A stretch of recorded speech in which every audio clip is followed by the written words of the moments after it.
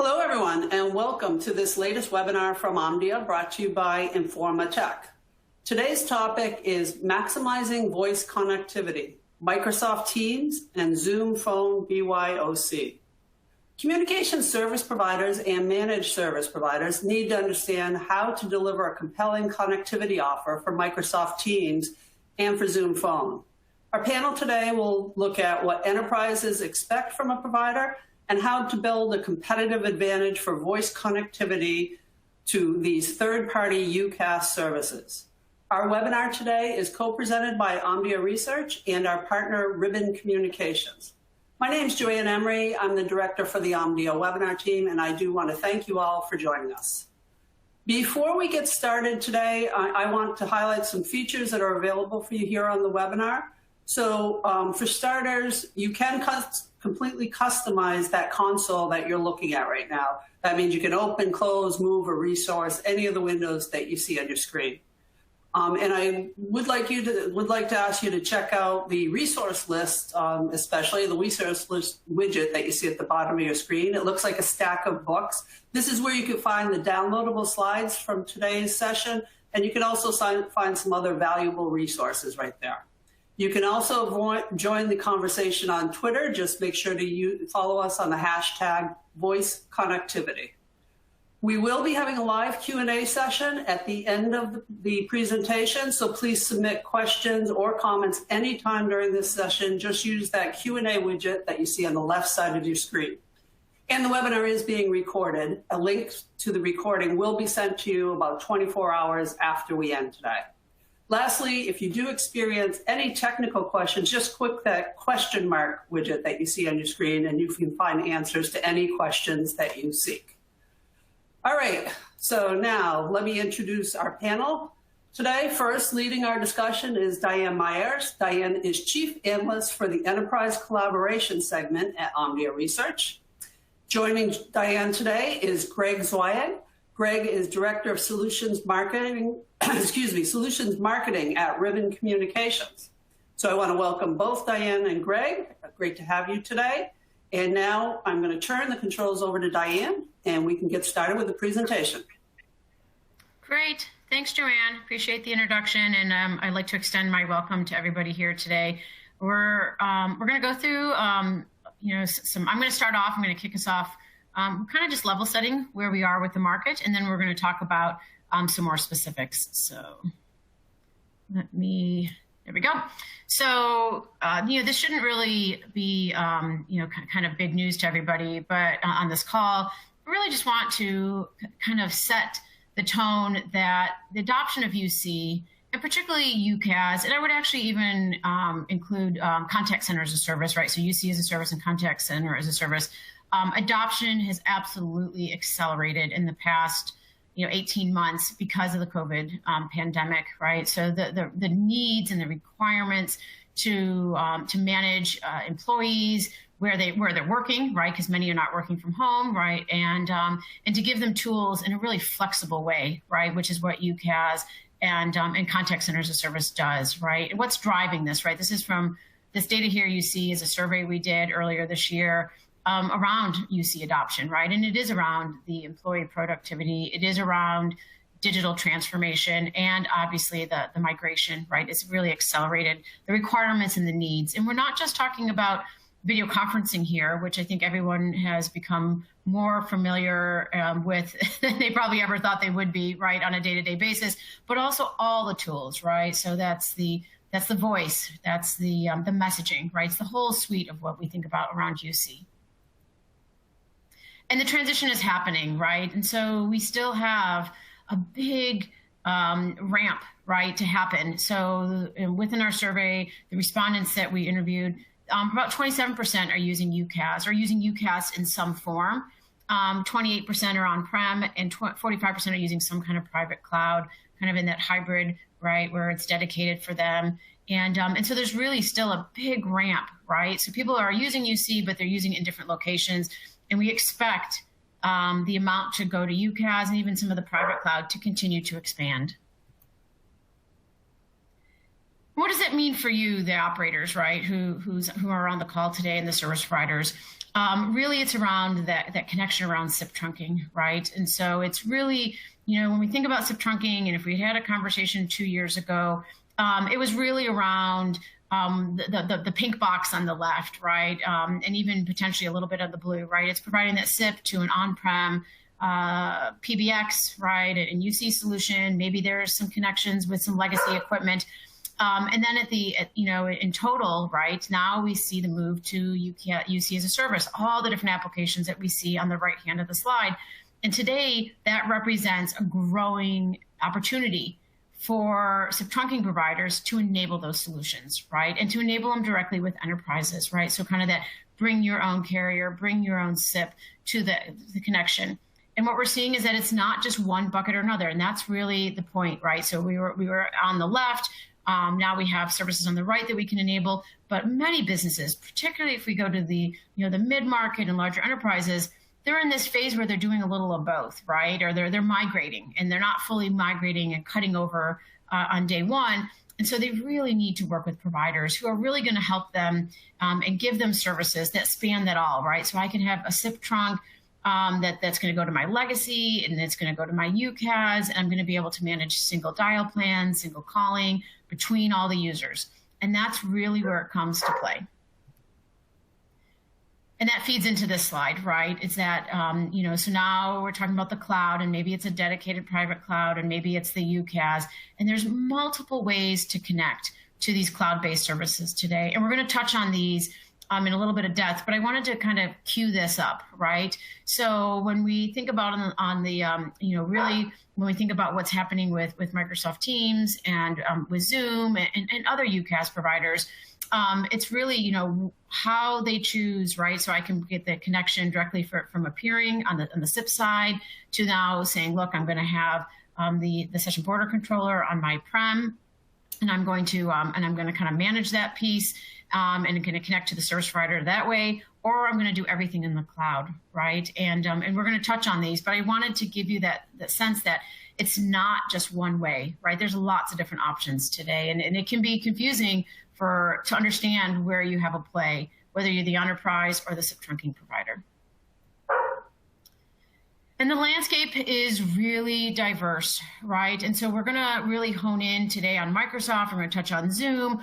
But I want everyone to understand, this is from North America, and this is not a market share slide. This is from the survey where we asked businesses who you're using today and who you're evaluating. And I thought this slide was important because it does show, and it is really not the market share, right? RingCentral is a market share leader in North America, and then we have 8x8, and we have lots of others, including Microsoft and Zoom. But it's really diverse, right? And that's important to understand. That changes are, what we've seen in the last year, and the adoption of UCaaS accelerating has changed the landscape. And what we're talking about today with Microsoft and Zoom could be applied to other providers, right? Particularly for larger enterprises who are looking at complex environments. But the other point I wanted to point out is that Zoom, because we do look at market shares, Zoom and Cisco and RingCentral and Microsoft were the fastest growing UCaaS providers in 2020, right? And this is Zoom Phone. We're not talking about conferencing. We're not talking about meetings. We're talking about the UCaaS, which at the core is the phone system. And I just want to leave this, right, that even today, when we are thinking about who you're going with, who are you looking at for SIP trunking providers, businesses want flexibility, right? They want a provider who's going to be flexible with them in terms of the requirements in for getting the SIP trunks and adding adding trunks, adding capacity, decreasing capacity, and having that flexibility. But they also really want the fundamentals. They want to go with a provider who's going to give them high quality, high reliable service, and that's going to be around for the long haul, right? So that's kind of that stability piece. So now I'm going to ask you guys a question because we really want to understand the audience here and see what you as a service provider are currently offering, right? So are you offering SIP trunks to on-prem solutions, right? Like a PBX, a contact center? Are you doing direct routing for Microsoft Teams? or you can click any of these, right? Please click the ones that make the most sense. And then the other one is, are you offering SIP connections to other UCaaS companies like a Zoom or RingCentral, and other ones out there, right? We just gave a few examples. So I'm going to give you guys a few minutes to submit. And this is just going to help us understand where you, the audience, is, where you're at today in terms of SIP connections. If you don't do SIP, then just hit none, right? Then that's fine, and that's legitimate also. So I'm going to give everyone about another 10, 20 seconds because I see them coming in. And Diane? Yeah, go ahead, Greg. While we're waiting, maybe a quick question for you. You talked a lot, obviously, about the UCaaS side of things. How would you compare that to what you're seeing on the cloud contact center side? Did you see the same parallel? So I don't personally, I can't talk to market share, but I have a colleague who looks just at contact center, and absolutely, right. And what we saw this past year, right, the same trends with employees going home, agents and supervisors within contact centers were going home, and there was probably a stronger need and demand for really flexible contact center and the cloud services. And if any individual ever tried to call a contact center in the last year, you understood the frustration, right? Because in many cases, it was trying to deal, right, and trying to get into connections. And a lot of companies did not have those flexible solutions. So absolutely, I would say contact center as a service is growing almost just as quickly. So let's actually look at the results now. I think we've got a good number in, and apologies if you don't have yours submitted yet, but I think we have more than half in. And so this I'm not surprised, right? I would expect that because SIP trunking to on-prem solutions has been around for a long time, and that's kind of been the bread and butter if you offer SIP trunking. But actually, it's interesting, right? More than 50% of the folks here on the call are doing direct routing from Microsoft, and we've seen over the last, I'd say 18 months or 2 years, more and more people coming up. But it's still, to offer that as a solution. But it's still good to see that that's over half of the audience is already engaging with Microsoft solutions in some form. So, okay. So at this point, Greg, I'm going to talk. I'm going to hand it over to you to talk a little bit more specifically around some things to think about if you're in Microsoft. Yeah, and Diane, thanks for that. And just for a little context for everyone who tuned in today, and thank you, by the way, for attending. When Diane and I were talking about this session and thinking about how we would approach it, one area that I said to her that I really wanted to make sure we spent some time on was the recent announcement by Microsoft around the Operator Connect. Because what I've seen inside of Ribbon is that there's been a tremendous number of questions coming in as providers trying to understand this announcement. It came out on March the 2nd, and it's been a little sketchy for a lot of people to understand what's happening here. So just to put it in context, I'll cover all three scenarios. So many of you well know that, Microsoft for years has had the calling plans. And basically, that's their own dial tone. They act as their own service provider. They wholesale it out, the kind of thing you would expect. And I often get questions, hey, is this, is Microsoft trying to compete with me? Well, I guess at some level, yes, certainly they are, because after all, they're offering dial tone. But I would argue it's not really serious competition. This is really targeted at the smallest SMB players. And all you have to do is look at the price points and recognize that anybody with more than 10, 15 employees very quickly Microsoft calling plans become too expensive. And you can see that in the numbers if you look in the middle of the slide. Only, using the various folks like Diane out there and different vendors, only about 13% of the survey data says, people are using calling plans. The vast majority of people today are using direct routing. And since 60% of you are already doing that, you understand how that all works, which is you're providing the PSTN services, and then the customer or you as a provider, as a hosted service, provide an enterprise SBC.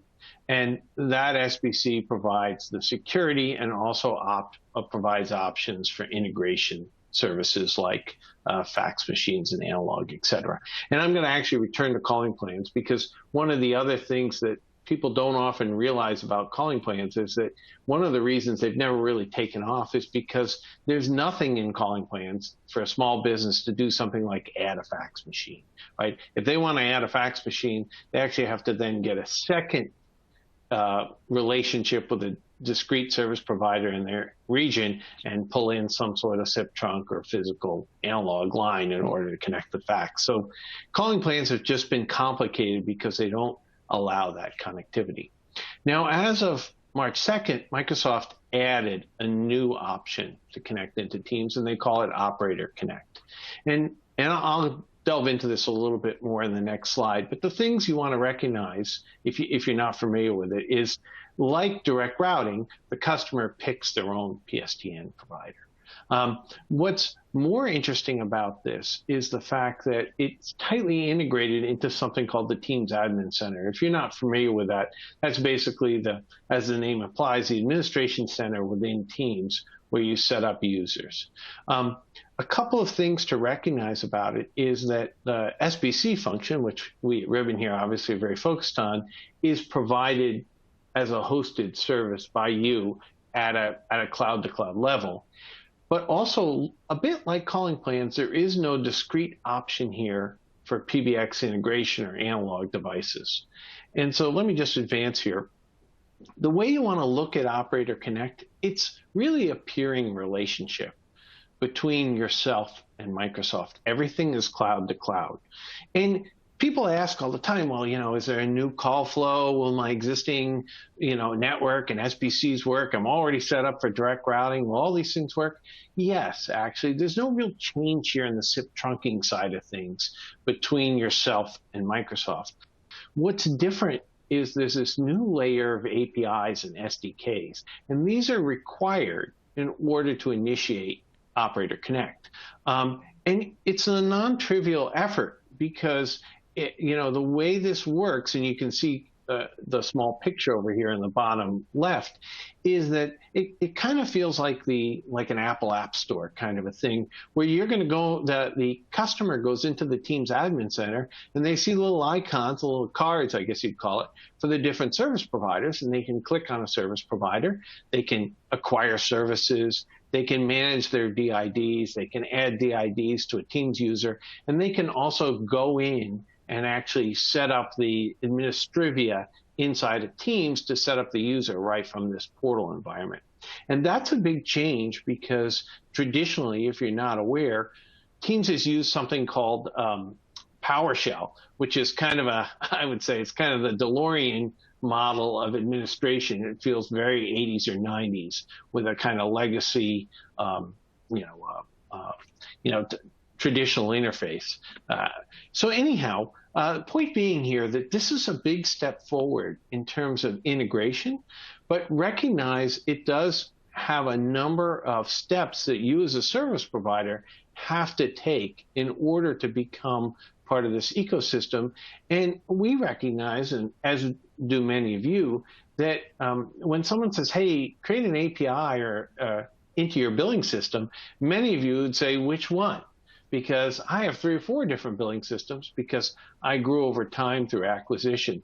So the challenge for many of you is to figure out your own internal environment because you're going to have APIs for setting up the DIDs and all of those types of services, but also for billing and also for things like ticket integration, right? So there's a fair amount of overhead, but again, the result from a user perspective is fairly nice. So initially today, there's only 12 service providers that have been defined by Microsoft for the initial wave of Operator Connect. And this is all public information. You can go look at this yourself. Right now, they've said that the initial limited launch will be sometime in Q2. Now, I don't know exactly what day that'll be, but at some point, some number of these providers will start to appear in that Teams Admin Center. And according to the information they released in March, as of sometime in Q3, the rest will appear. Again, the timelines are not specific. But But keep in mind, there's a few things. People have asked us, well, if I want to get involved, how do I do that? And that is definitely a conversation between yourself and Microsoft. As we understand it right now anyways, until they get through this process, they're not going to onboard additional operators. I think the reality is, with the exception of this 12, anybody else who's on the call today, the likelihood of you selling into the Operator Connect services, it's not likely to occur until sometime in 2022, maybe even 2023, depending if any of these dates slide out. And one of the questions we get asked all the time is, okay, well, I feel like I'm at competitive disadvantage with these 12 players who are doing Operator Connect. And we appreciate that, and we could see why anyone might be concerned about that. But I would argue that in the near term, the direct routing offers that 60% of you already have can fill most of these gaps. If you look at Operator Connect at an abstract level, what they've really done is made it easier to do business with you all. So I would argue that in preparation for something like Operator Connect, if you intend to embrace it in the coming years, you're in a position today to start to make steps to position yourself better and to compete with these existing 12 operators if one of them is sort of in your domain. So when you roll all this up, what's the impact as we see it? Well, I can't, I have I guess you would say the good, the not so good, and the ugly here, right? Which is, we think that the user experience ultimately for Operator Connect will be compelling because it's a lot easier. And one of the other things is it will reduce your cost of sale, because people will be buying your services through the Teams Admin Center. It doesn't necessarily require you to have your external sales force or even your own customer service reps selling things, because they'll be able to get it. The challenge, obviously, is all this back office integration, right? There's complexity, there's expense, it's time consuming. I know many of you have expressed to me over the years, the thing you fear the most in new product introduction is getting IT involved. So obviously, it does require IT. And then where are the concerns? Well, the things that we've heard from you is that you're concerned about the fact that suddenly you're going to be competing in this admin store environment. So how do I differentiate? Because this app store environment is not necessarily designed for differentiation. It's designed for convenience. And you're concerned that customers will simply shop based on the biggest brand and price. And then the last thing that I've reminded people of is it also sort of accelerates nationwide competition. I think we all recognize that today we compete primarily with other providers in our region, right? If you're somebody in Idaho, you compete, chances are, with the major telecom players and the major cable provider in Idaho. Well, the challenge now is obviously a customer can go in and see the nationwide players. So the scope of competition as a result of this is going to change. So it's something I think that everyone needs to be aware of. Greg, let me add a point. Let me add a point there that I think is kind of probably important for the audience to recognize, is that I don't think Operator Connect is actually going to completely usurp direct routing, right? Because there are still going to be so many large enterprises and even mid-market companies who have kind of complex requirements that require a lot of system integration, application integration, kind of the scenario I rolled out before, which was I might have some sites still on a prem system, and then I'm migrating to Teams, or it could be, it could be another company. And that's really not something that Operator Connect is going to be set up to do, right? And so you're totally right. Totally right. I think Operator Connect will be ideal for greenfield, and it will be ideal for a new business. Well, that is greenfield, but a new business or a big company adding a branch office that's net new. But I think you're spot on that if you have if you're a major bank or even a small customer with a lot of integration points, direct routing is still going to be your primary model, because you need analog interfaces. in some cases, you need the SBC to be on site because you want some level of integration back to a legacy. You may have pulled out your traditional PBX and left your legacy contact center in place because you don't want to mess with that. And so you need something there to split those lines in half. And that's the kind of thing an SBC typically does. Yep. Yeah, I totally think you're right. And you're also an excellent straight person, because my next slide basically says that that from our perspective, our goal is basically to be able to enable all of those scenarios. As someone focused in the session border control market, we look to try and make sure that our portfolio handles all of the potential scenarios. So obviously, something like IP peering today, we already have a full suite of carrier class SBCs that can deliver that. And, I didn't touch on this earlier, but one thing also on Operator Connect that I should mention that I thought was interesting is we've had a couple of providers talk to us about the fact that as they migrate or consider migrating into Operator Connect, they're talking about segmenting that traffic off of their main IP peering model as well. Because one thing to keep in mind is that Microsoft isn't a traditional carrier. So they tend to be more aggressive. They act more like an enterprise vendor in terms of change control. And so some of the operators are concerned about the fact that they want to be able to be sure that if Microsoft makes a change on their side, it doesn't impact all their other peering relationships. So we're seeing those kinds of architectural considerations as well. And of course, for years, we've had a significant portfolio in, on-premises elements. I mean, we have probably close to a million SBCs deployed. Particularly, we have a large, presence with our EdgeMark family of products. They're very strong. We have, large carriers who deploy those by the thousands every month. And, as much as we've been talking about this peering relationship, there's a lot of public cloud deployed SBCs going on, and that's happening both on the carrier side and the enterprise side. And obviously in 2020, with the fact that people couldn't get physical access to the premise, a lot of customers made the decision, hey, I'm just going to put this in Azure or AWS or somewhere else.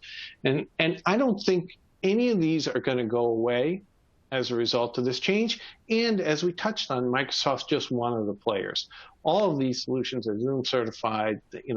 We have had for years relationships with BroadSoft and Metaswitch, and you can go through RingCentral, TalkDesk, and InContact, and just keep naming the names along the way.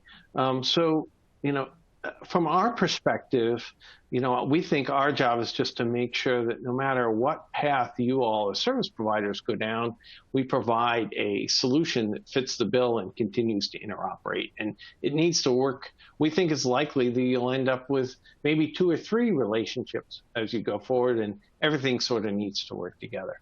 But I did want to just touch on, one of the things that we like to remind people of is that we've been working in this cloud environment, in the Microsoft environment, for almost a decade and a half. And we started back in 2007 with Office Communicator, and we've gone through all the various elements. We're at Teams today, and of course, I'm sure in a few years there'll be a new iteration of something that'll require us to act. And so we work hard to work with all the vendors. So we just announced Twilio certification a couple of weeks ago, I can think of, to make sure that everybody involved in the ecosystem, we do interoperability testing and make sure things work. And we see that as our primary role for you as our customers.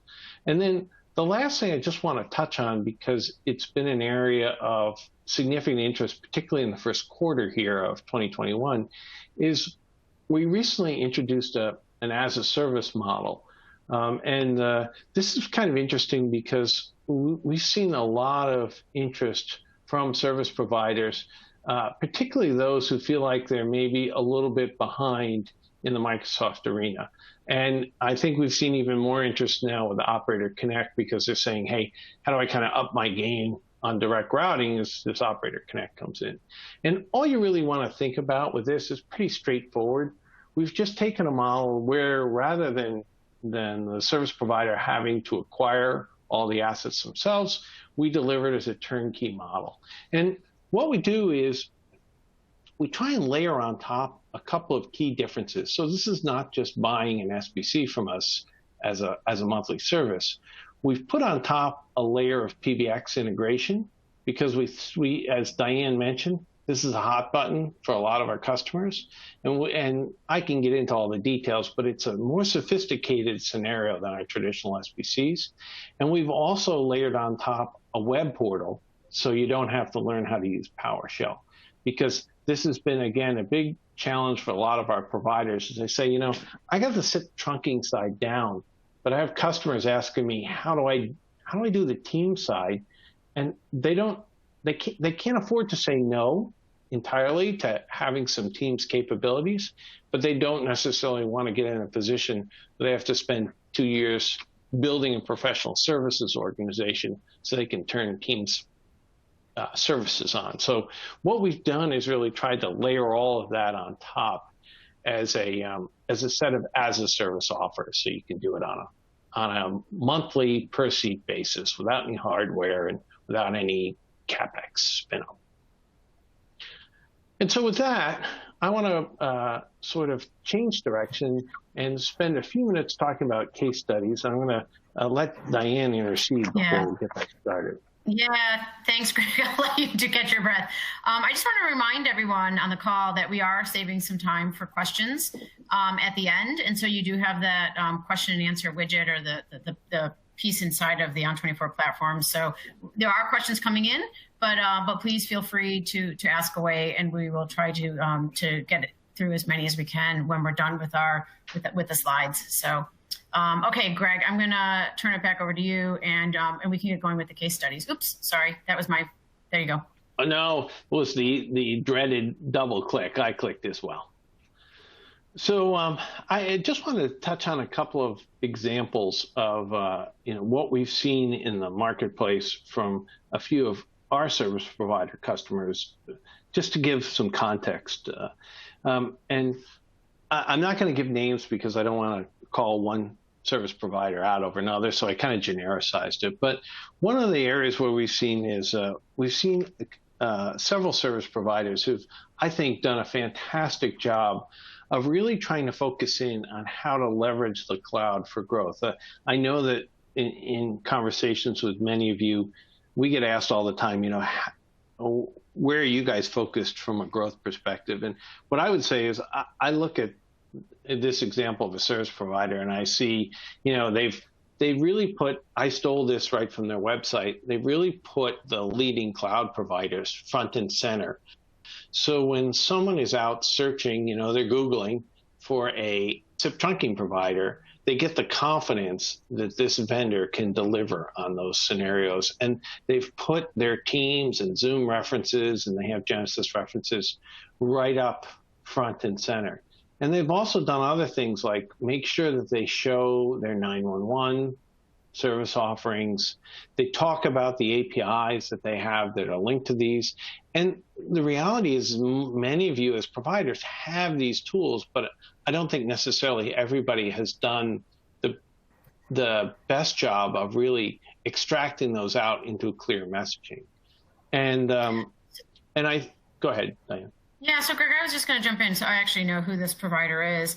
And I think the key is, right, because we hear this a lot, right, is that a lot of service providers feel as if SIP trunking and offering the connectivity service isn't good enough, right, that they have to be really in the UC business. They have to be offering their own UCaaS service. And I'm not discounting that kind of, that strategy and going down that path, but I think it's important to recognize that there is still innovation happening with SIP trunking, and in the case of APIs, and when we say APIs here, we're not talking about the enterprise APIs. We're talking about APIs delivered to companies like a Zoom or a Microsoft or a Genesys or a LogMeIn, right, to really be able to work and to offer really high quality services and doing things like batch number portability and really being able to tie billing and connect, and trunk capacity. And in some of those cases, it's wholesale,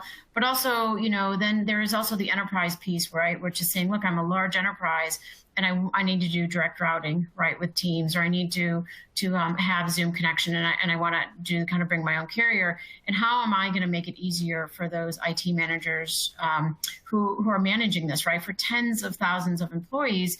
And how do I make it easy, and how do I make it manageable? And I think there's still areas for a lot of companies to build that differentiation and to build some innovation in, and to really provide that high value to either the providers themselves or directly to the enterprise. So people tend to think that connectivity services are kind of a dead path, but the reality is they're really not.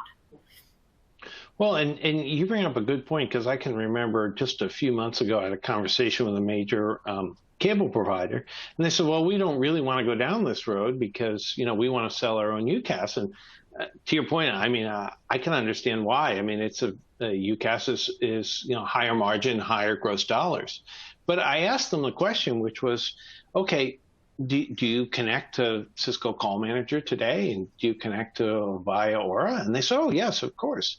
And so I said, well, when you connect to Microsoft or RingCentral, do you charge less? And they said no. So I said, well, at some level, what do you care? Right? I mean, the fact that it happens to be in the cloud versus being on premise, in many cases, you're simply trading connectivity for one vendor versus another. The alternative is that some number of those customers, as they migrate out of Cisco or Avaya or whomever, just leave you entirely, because they no longer think that they have to worry about physical premise connectivity. So they sort of extract you from the equation, because they say, well, I don't need that last mile from company X, so I don't need to worry about it. I think it's a mistake not to appreciate the fact that there's revenue at risk. Well, so anyhow, let's move ahead and talk a little bit about another scenario, because I picked this provider because I think they show two different things. One, they very much focused on Microsoft. As a matter of fact, so much so that they're chosen as one of the first wave providers of Operator Connect. So obviously, this is something that they've put some effort into. And I think it's interesting also because Diane and I have talked a lot about this whole legacy connectivity thing. And one of the things they've done is they focused on that and shown people that they have offers for that. So I find that interesting because I think they've had success, and it just points to the fact that many of their customers probably chose them for that. But the other thing that I kind of want to get across here is that for traditional providers, this model is taking share from some of you. So recognize that, if you don't have kind of a focused message for some of these solutions, and this is Microsoft, it could be Teams, it could be RingCentral, it could be Genesys, don't focus on the fact that it happens to be Microsoft. I think focus on the fact that there are people out there who are building these focused experiences for their customers. And as a result of that, they're becoming the provider of choice. And I think there's a lot of opportunity out there for everybody in the market to create these niche environments. I don't think it's as complicated as many people think, but you can create environments where you are perceived by your customers as a value-added player in their space.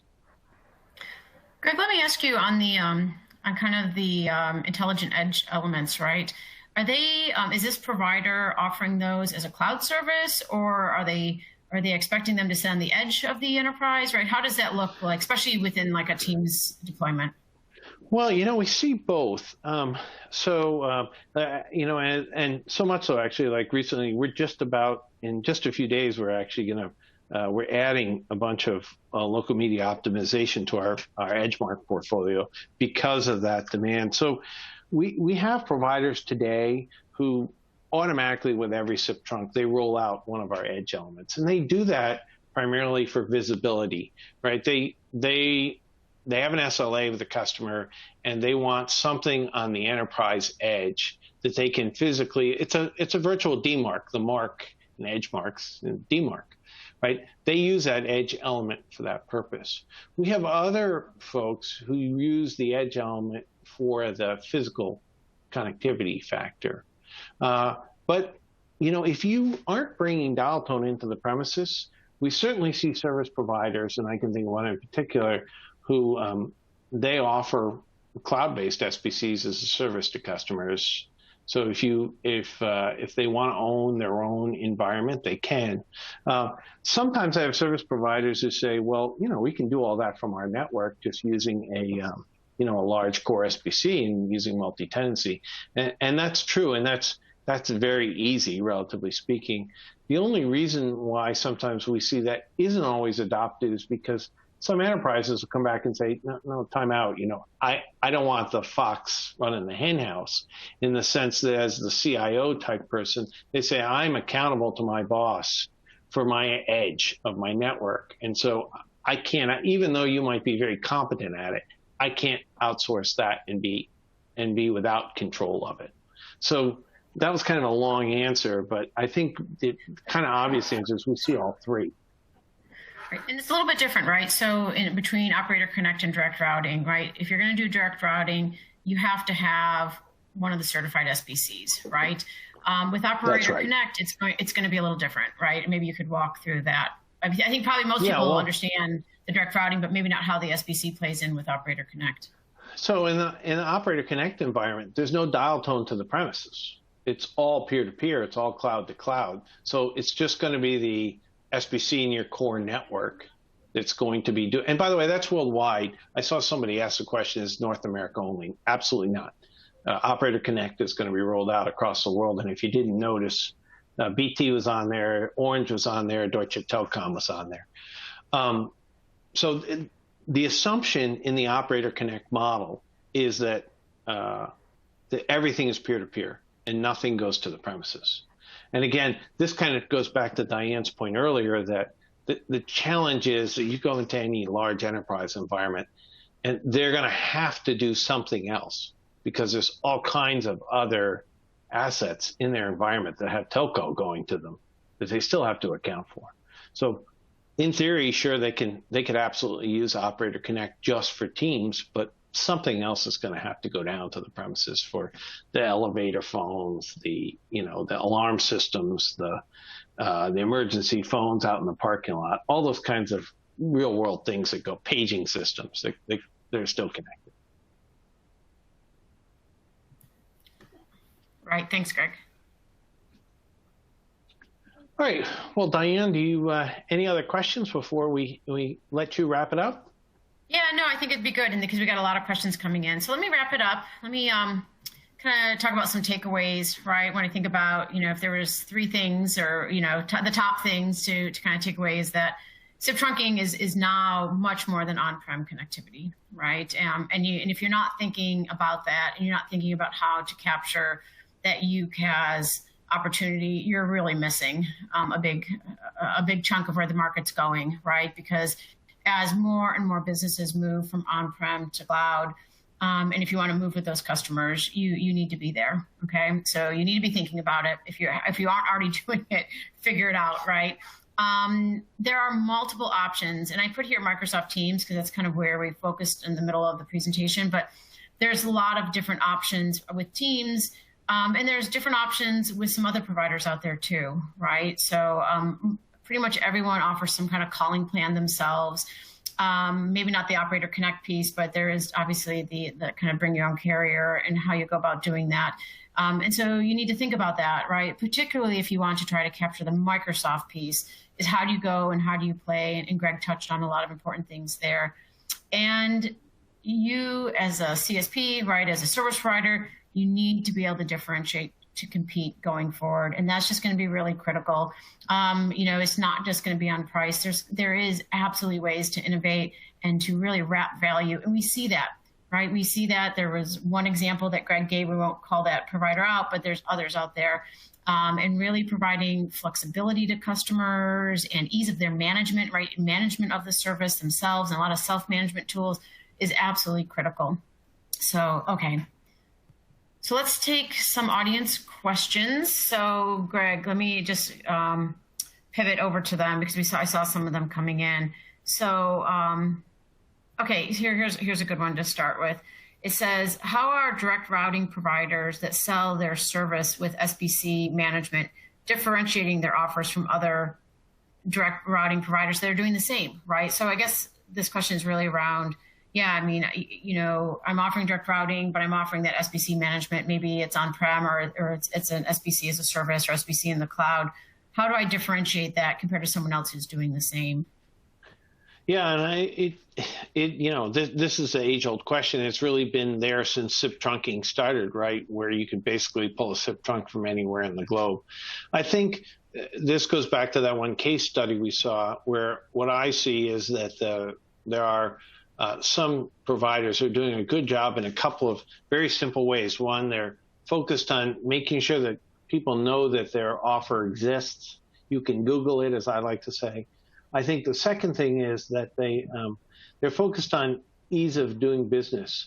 I think sometimes we forget, we get myopically focused on all the technical aspects of what we're delivering as a service, but most of our customers, they really, they don't understand the details. Let's be honest, right? They have to make this decision once every 5 years about a provider, and so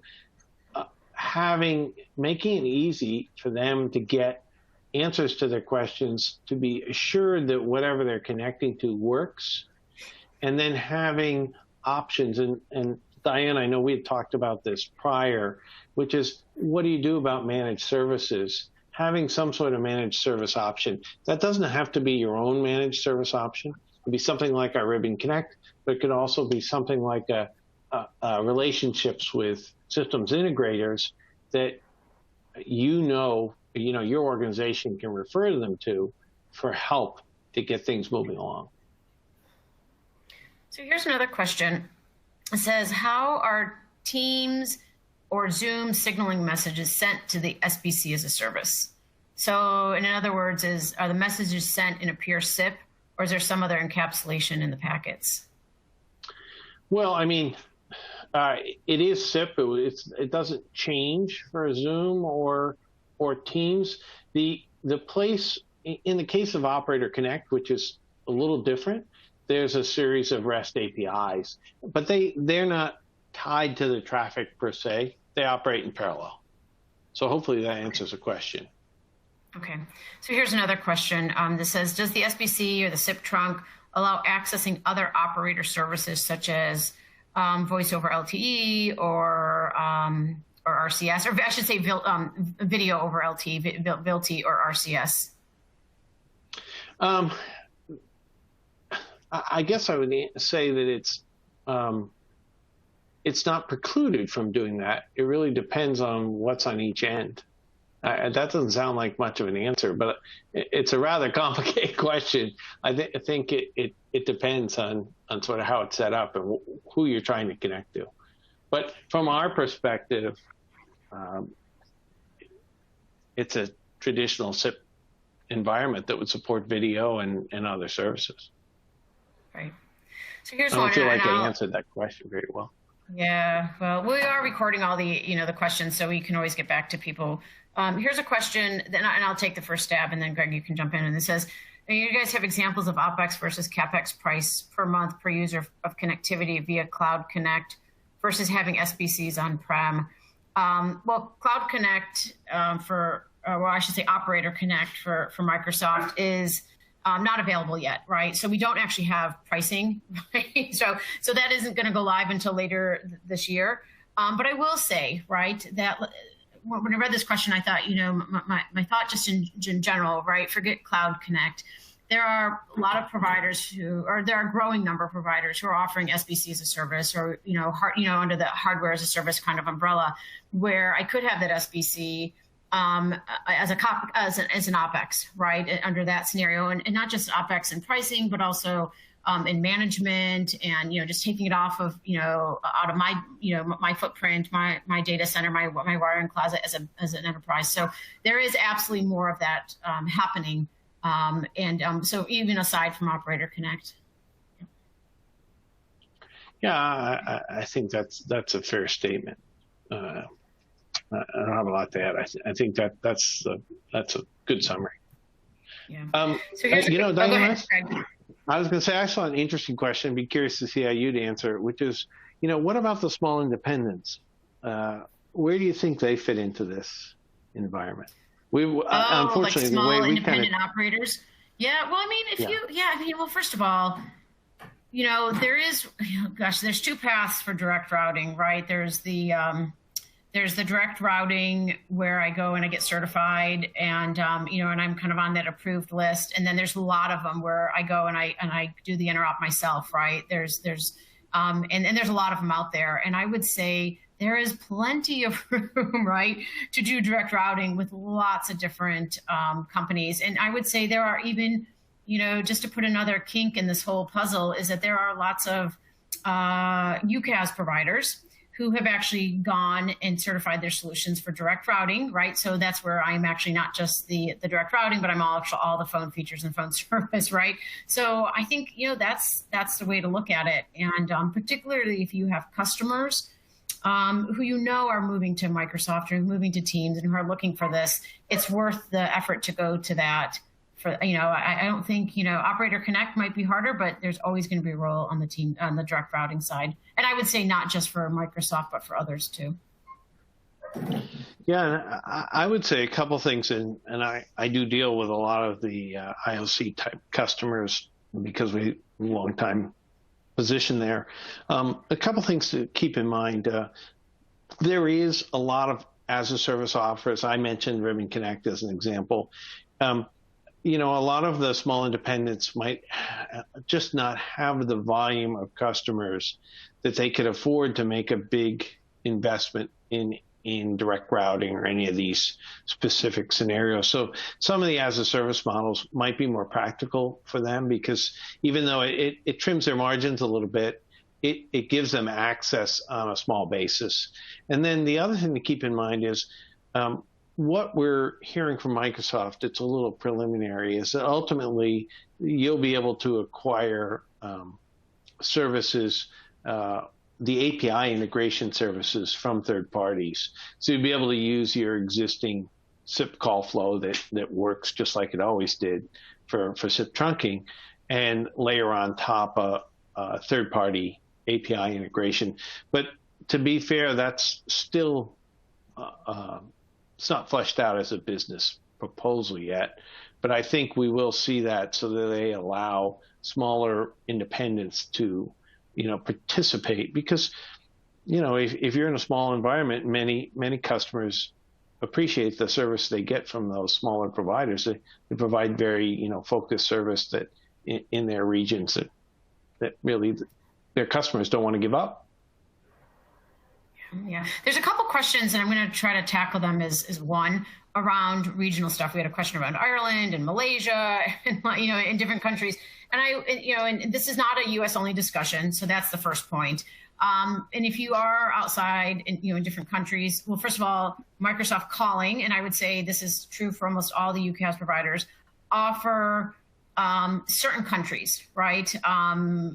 Within their calling plans today, right? And as local, right? So they offer, emergency services and port number portability and all of that.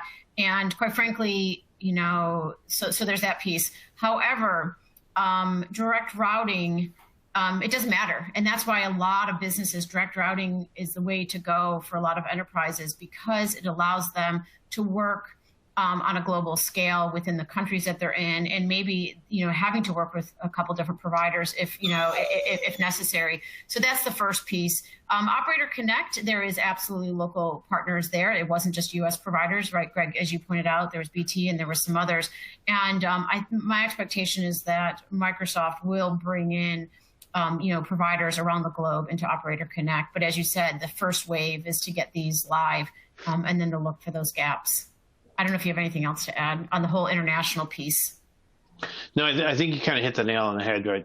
I didn't touch on it, and I should have. It's important. The calling plans are only, I think there's 16 countries today, and it's going to grow. They're 24 or something like that. But that's a small subset. So in many regions, calling plans aren't even an option for customers. And then you have multinationals who they don't want calling plans in one country and direct routing in another. So they're going to, as much as possible, try and go to a common environment, and direct routing is a natural one for that. So So one of the questions was it was to touch on Zoom Phone, right? So Zoom Phone, and I'll start, and then Greg, you can add in. So Zoom Phone does not have something like an Operator Connect, and neither does anybody, right? That's very, very unique to Microsoft. Zoom Phone today, if I'm a business coming into Zoom Phone, I can do their direct calling plans, right? And they have them, and they have a list of countries that they're expanding, right? They're growing like everyone, right? To try to hit as much as possible. And then you can bring your own carrier to Zoom, and Zoom has a certification process, and that's quite extensive. Diane, I don't think your dog likes Zoom Phone. but I think what Diane was saying is that, Microsoft is somewhat unique relative to the other cloud players. Most everyone else in the marketplace has a more traditional kind of SIP trunking model.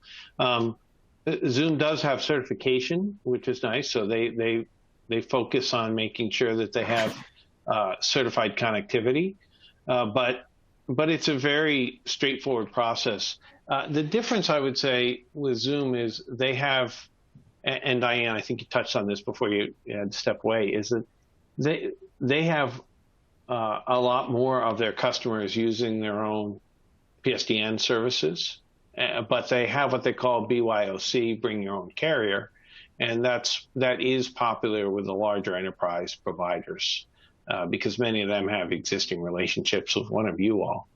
So that's a little more straightforward. It's usually, in most cases, just a SIP trunk into Zoom with a SBC on both ends. Yeah. Let me, I'm going to take one more question. And this is a question that's not really for the carriers, but it says, what's the best opportunity for small businesses? And quite frankly, small businesses, it's really not to do the direct routing and to bring your own carrier or bring your own provider. And it's not just, it's more complex. It requires more work on your part. So most small businesses, your best bet is, and it may not even be Microsoft. It's really to go out and look at, there are so many UCaaS providers, and it's growing in every country. Here in North America, there's over 70, and there's a lot in the UK, and it just really, it's depending on what country the small business is in. It's really to look at all those options and to go all in with them, including the calling. It's just going to be the simplest for them and the easiest. And they're quite cost competitive. So I don't really see that as being expensive, just going in with them versus, trying to piece it all together yourself with your own SIP connections. Well, or a lot of resellers can help with that too, right? There's lots of people in this space, right. Small local resellers who are great, have great organizations. And if you don't have the skill set inside your own business to do it, I mean, that's what they're there for, right? Many of them are doing work with PCs and virus and other things. They can absolutely help you get connected to the cloud and PSTN. And that might be via something like direct routing or Zoom BYOC, but you don't have to get involved in all the minutia in order to get it operational. Right. So Joanne, I'm going to pass it back over to you for wrap up. Great. Thanks, Diane. And I do want to thank everyone in the audience for your participation on the webinar and submitting your questions. Some really good questions there and good discussion. And of course, I do want to thank Diane. I'll also send a special thank to Diane's dog for his excitement. And Greg from Ribbon Communications, good discussion, very informative. So thank you both. An archive version of the webinar will be available shortly. We will be sending everyone a link in a follow-up email how to access the archive, or you can always use the same audience link that was sent to you previously to access the archive. Do feel free to come back, view the webinar again, share it with your colleagues. Also ask that you take a few moments to complete the survey that will be popping up on your screen. We really appreciate your feedback and let us know any topics you'd like to see covered in the future. And make sure to follow us on Twitter, LinkedIn, and other social platforms for information on future webinars from Omdia Research. Again, thanks for joining. Have a great rest of your day, and we'll see you soon.